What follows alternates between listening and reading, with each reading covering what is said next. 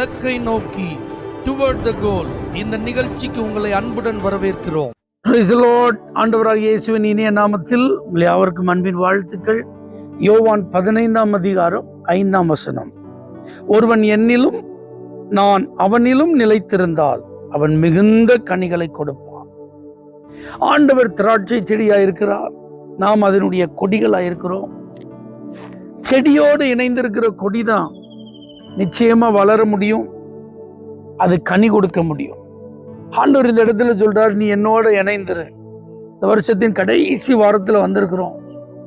ஒரு தோட்டக்காரர், அந்த எஜமான் அவர்கள் பேசிக்கொண்டதெல்லாம் நம்ம வேதத்தில் வாசிச்சிருக்கோம். என்னப்பா இந்த வருஷம் கனி கொடுக்குன்னு பார்த்தேன், கனி கொடுக்கலையே, இந்த இடத்த இதை அடைச்சிட்டு இருக்க, இதை வெட்டி வீழ்த்தி விடு என்று எஜமான் சொன்னபோது தோட்டக்காரர் சொன்னார், இல்லை ஐயா, இந்த ஒரு வருடம் மாத்திரம் அது இருக்கட்டும், நான் அதை மறுபடி கொத்தி எரு போடுறேன், கனி கொடுக்குதான் பார்ப்போம்னு சொல்லி தவணை கேட்டுக்கொண்டார். ஏன்னா கனி கொடாத மரங்கள் எல்லாம் நிச்சயமாக வெட்டுண்டு அக்னியில் என்ன செய்யும், போடப்படும். என்னாலே அல்லாமல் உங்களால் ஒன்றும் செய்யக்கூடாது. இதெல்லாம் ஆண்டவர் மிக தெளிவாக எளிதாக புரியும்படி நமக்கு சொல்லியிருக்கிறார். அப்ப நான் இந்த ஆண்டு முழுவதிலும் தேவனோடு இணைந்திருந்தேனா, அதை தான் நீங்க பார்க்கணும்.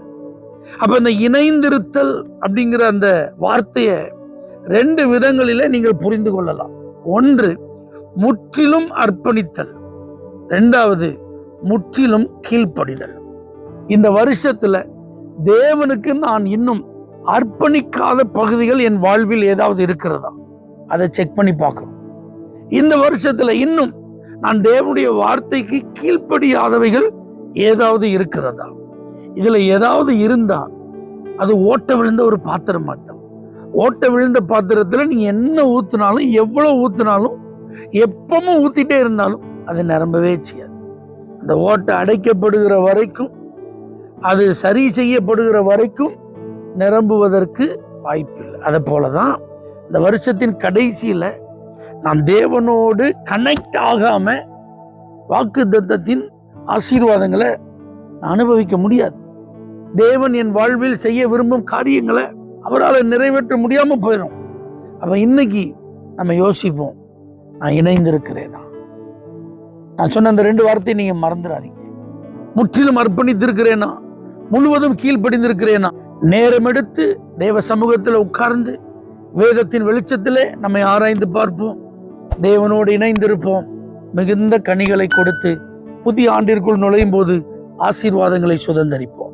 தகப்பனே, இந்த நல்ல அனுபவங்களை எங்களுக்கு தார். இயேசுவின் நாமத்தில் பிதாவே, ஆமென்.